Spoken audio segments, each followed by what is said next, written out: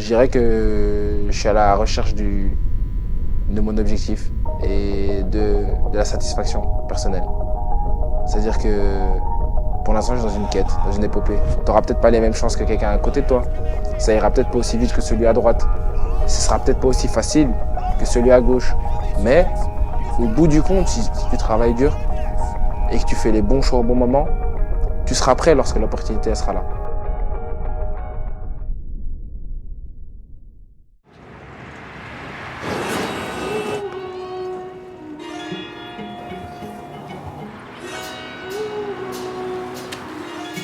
Champion UFC, c'est un de mes objectifs clair, net. Et c'est ce à quoi j'aspire. Je pense comme la majorité des combattants de MMA de toute manière.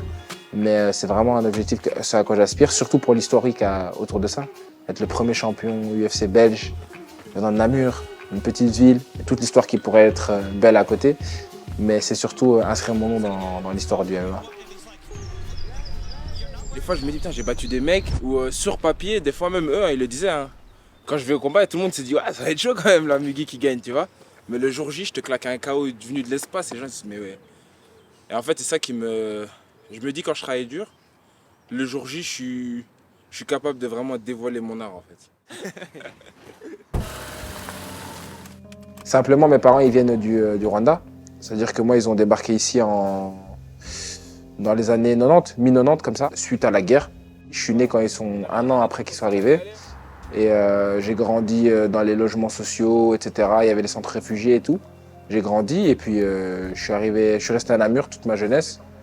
Pour boxer, ça s'entraînait là. On a grandi beaucoup dehors. Nous, on a eu la génération, je pense, une des dernières générations sans le téléphone. On traînait beaucoup aussi. On n'avait pas beaucoup d'activités. Parce qu'on n'avait pas vraiment de coach. On traînait, on essayait de faire des jeux. Des fois, ça se battait. Des fois, on apprenait la boxe. Des fois, on faisait du sport. Il a pris beaucoup de place dans notre école, mais toujours avec le sourire. Tu as dû concilier les entraînements, le travail ici. Et donc, c'est vrai que c'était 2 batailles en même temps. Et apparemment, tu as remporté les 2.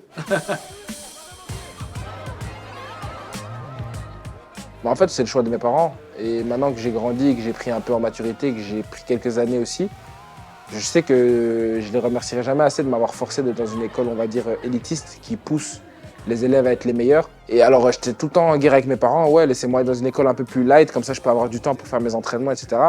Et alors que maintenant, je me rends compte que ouais, c'était trop important.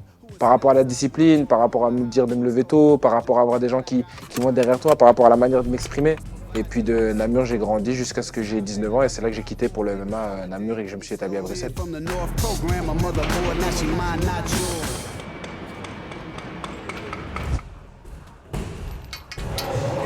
C'est clair que, à la différence d'un autre sportif qui peut être talentueux ou qu'on voit il a eu un parcours vraiment clean où il a fait étape par étape et il a rempli toutes les cases à chaque fois au moment où il fallait. Non, nous, ça a été vraiment en dents de scie. C'est-à-dire qu'au moment donné où on se disait il va réussir à faire ce qu'il faut, ben, je ne le fais pas. Au moment donné où on se disait ben, il va performer, je n'ai pas performé. Et au moment donné où on se disait ben, on ne sait pas s'il va performer, boum, j'explose. C'est moi en tout cas, un mec qui lâche rien. Un mec qui n'a jamais rien lâché et qui à la base on prenait pour un fou. Et qu'au final, au fur et à mesure du temps, le fou, il est plus si fou que ça, en fait.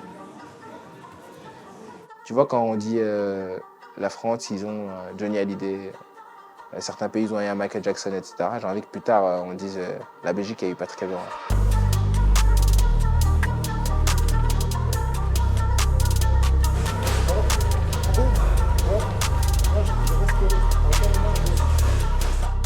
Je vais les mettre à chaque fois dans une position différente. C'est du sparring positionnel. Ils se mettent dans une position et ils font sparring à partir de ces positions.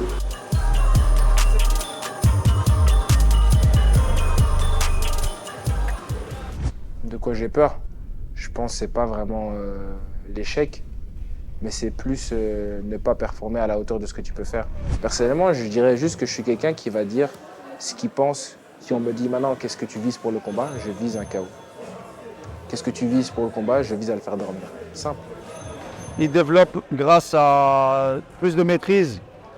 Il développe ce qu'on appelle le talent. C'est-à-dire développer, je lui montre une technique et il en développe 2 ou 3 de lui-même à partir de ce que moi je lui montre. Donc il commence à vraiment créer son style de lui-même. Et ça c'est très important pour un combattant.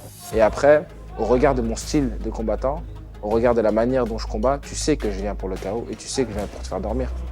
Et en fait, je pense que ce qui vend, c'est le fait que je puisse le dire et que dans une grosse majorité du cas, ça s'est passé. Et que ce que j'ai relaté, c'est ce qui s'est passé, c'est des faits. Dans 10 ans, je serai très probablement vers la fin de ma carrière, voire peut-être déjà fini, si j'ai accompli ce que j'avais à accomplir.